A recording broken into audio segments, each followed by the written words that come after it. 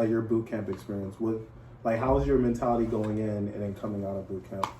So going into boot camp, I was expecting this profound change in my character, a honest change in my character, and I was expecting to be broken down.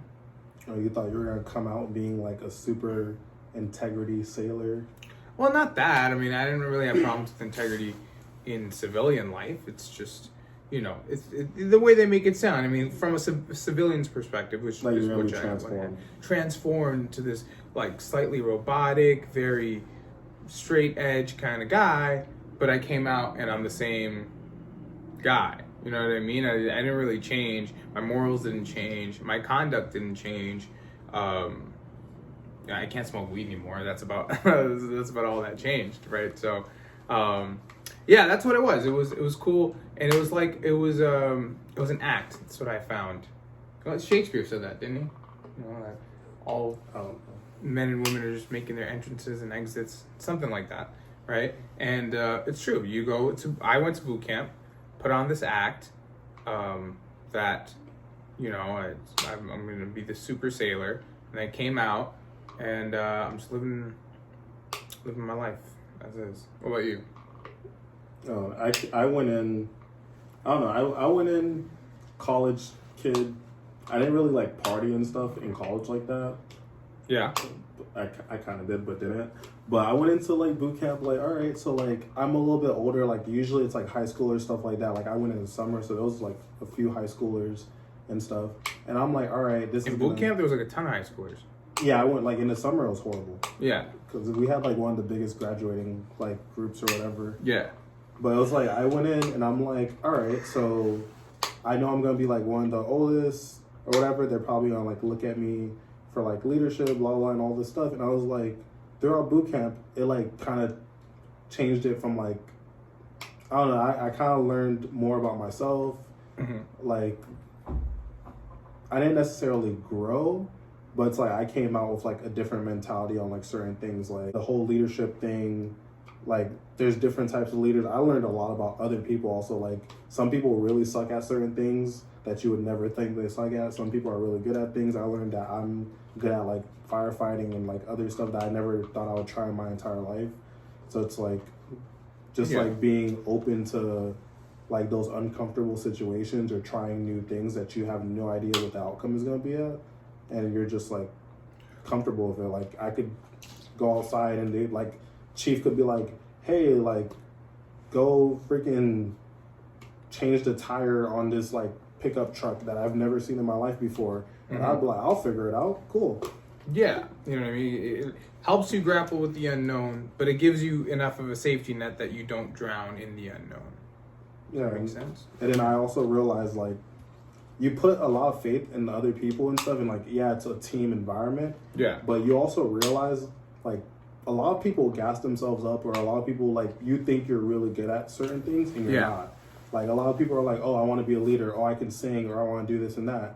And you find out you're trash. And I didn't really go through that because I was kind of low-key in boot camp. But it's like, I did see some people that, like, they were like, oh, I'm the smartest person ever, I want to be the education petty officer.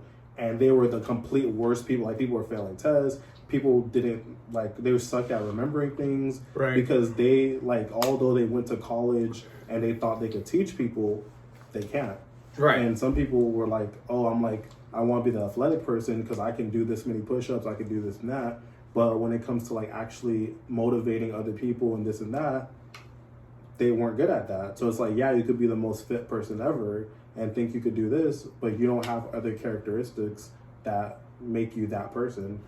So that was like one thing that I realized about other people and myself is like, there's things that you can't do and you just gotta accept it. And there's things that you're really good at, and those are the things that you have to like really push towards.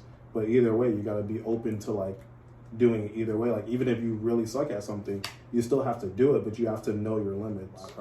Don't get married. Don't get married. Don't do that. Oh my God. People get married in A school. Oh, you out of your mind. They end up broken up like a year later. Oh yeah, I'm 18 and And yeah, what we found is different. I was like, hey, we have a ton of anecdotal evidence from literally everyone. Don't get married right now. Don't get married in the Navy. That's what I'm saying. Yeah, I'm like, don't get married in the Navy. That's what I'm saying. But yeah, please don't. Don't get in a relationship. Don't get in a relationship in the Navy. Of the video, don't get married. Are you out of your mind? You're in a relationship. Kidding me? I'm gonna leave in like 6-7 months. Well, I'm gonna date someone for 6-7 months. Hi, what the fuck? I don't do long distance. If you get orders to the same place, like the same duty station, maybe. If you're doing long distance, dating someone in the military, you're getting cheated on. Thank you. You're welcome. You want to get married to somebody that you just met, and then you've known them for like a month or so, and then you're possibly miserable for the next however many years of your life, because like it's a whole commitment. You can't just get married and like 3 months later you're like, I don't want to do this. Like, no. So you have to really think it out. So plus, come on. You just joined the military. You're in your 20s. If you join a little bit later, or you're like 18, what are you doing? Your mind? Oh yeah, don't buy a car. If you're at Great Lakes or something, you're probably not gonna get stationed in Great Lakes. And either way, having a car, you can't really have a car unless you're like a fleet returnee or Sea School or something.